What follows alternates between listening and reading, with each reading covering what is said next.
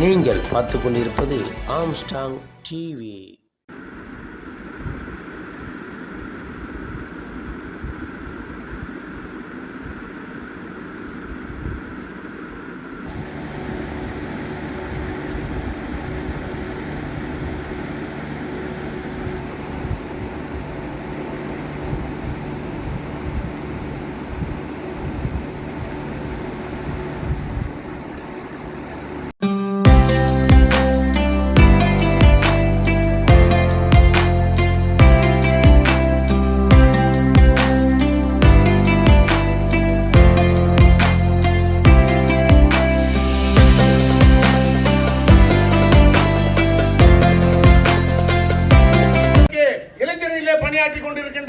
நம்முடைய ஒட்டுமொத்த அன்பு தம்பிகளுக்கும் அன்போடு தெரிவித்துக் கொள்கிறேன். முதல் கூட்டத்தையே நீங்கள் சக்சஸாக மாற்றியிருக்கிறீர்கள்.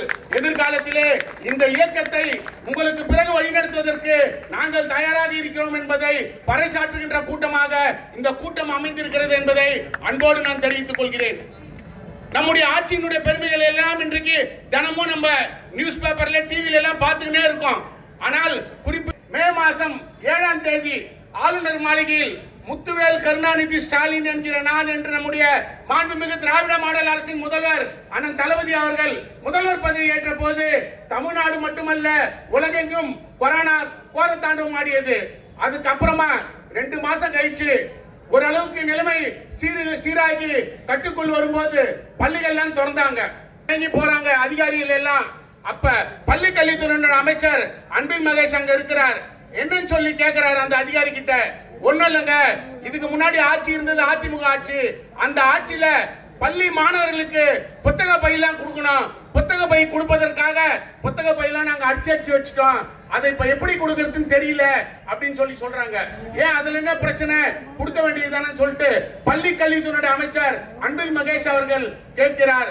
அப்போது அதிகாரிகள் சொல்றாங்க, இல்லங்க இது அதிமுக ஆட்சியில் அச்சடிக்கப்பட்ட பை, அந்த பையில எல்லாம் ஜெயலலிதா படம் போட்டு இருக்குது, முதலமைச்சர் கிட்ட சொல்றதுன்னு தெரியல அப்படின்னு அதிகாரிகள் எல்லாம் தாங்கி நின்ற போது மாண்புமிகு பள்ளி கல்வித்துறை அமைச்சர் அண்ணன் அன்பில் மகேஷ் பொய்யாமொழி அவர்கள் முதல்வர் இடத்திலே சென்று இந்த மாதிரி போன ஆட்சி முடிஞ்சு இன்றைக்கு பள்ளிகள் திறக்கும் போது பைகளை கொடுப்பதற்காக ஏற்கனவே ஜெயலலிதா படத்தெல்லாம் போட்டு பிரிண்ட் பண்ணி வச்சுட்டாங்க, அது என்ன பண்றதுன்னு தெரியல, அதனால அதிகாரிகள் உங்கள்கிட்ட சொல்றதுக்காக யோசனை பண்ணி நிக்கிறாங்கன்னு சொல்லி இந்த தகவலை நம்முடைய மாண்புமிகு அமைச்சர் முதலிடத்துல சொல்லும் போது அதெல்லாம் என்ன பைகள் எல்லாம் கொடுத்துட வேண்டியது தானே அப்படின்னு சொல்லி கேட்கிறார்.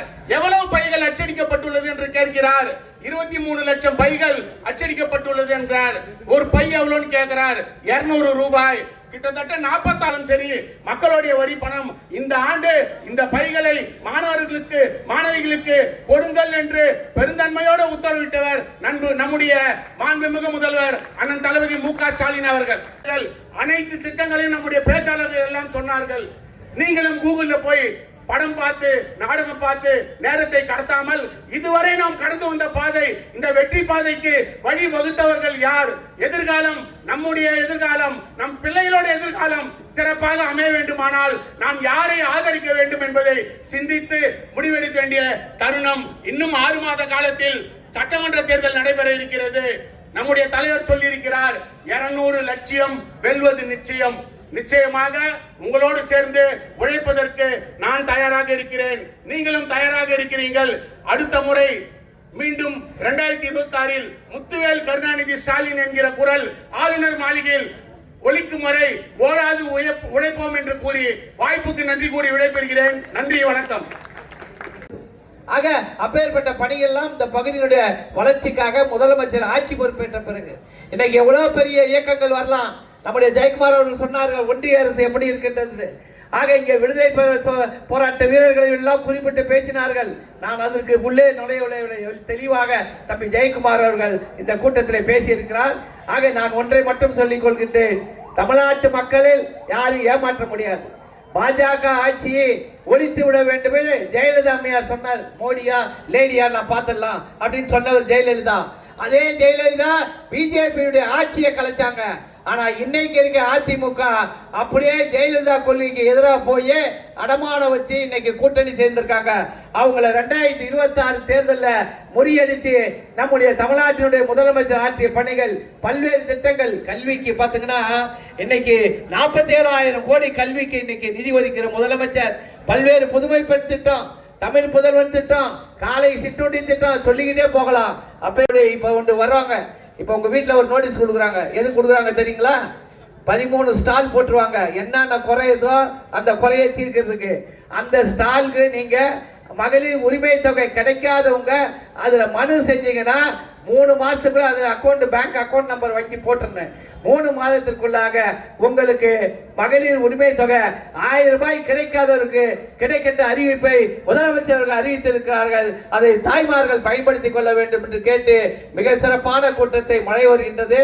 ஆக அதற்கெல்லாம் வழிவிட்டு தாய்மார்களுக்கும் நன்றி தெரிவித்து இந்த மிகப்பெரிய கூட்டத்தை முதல் கூட்டமாக இருந்தாலும் நம்முடைய இளைஞரணி அமைப்பாளர் தம்பி பிரபு அவர்கள் மிக சிறப்பாக பகுதி கழக செயலாளர் ஜெயக்குமாரோடு இணைந்து பணியாற்றி இந்த சிறப்பு கூட்டத்தை ஏற்பாடு செய்ததற்கு மாவட்ட துணை செயலாளர் என்ற முறையிலும் சட்டப்பேரவை உறுப்பினர் என்ற முறையிலும் மனமார்ந்த நன்றியை வாழ்த்துக்கும் தெரிவித்து நிறைவு செய்கிறேன். நன்றி, வணக்கம். ஒளிவொலி அமைத்து தந்த மணி அவர்களுக்கும் நன்றி நன்றி நன்றி.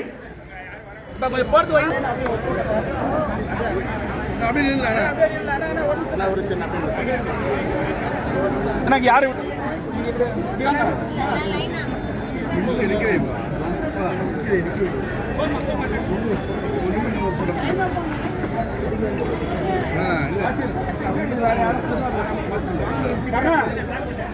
அங்க கொஞ்சம் அப்படி வழி ஃப்ரீ பண்ணி விடுங்கப்பா. அப்படியே படிக்க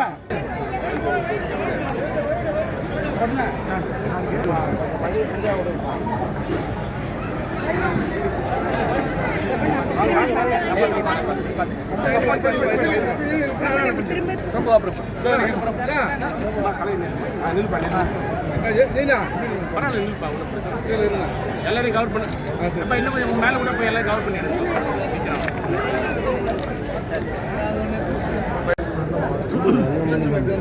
அதான் கரெக்டா இருக்கு.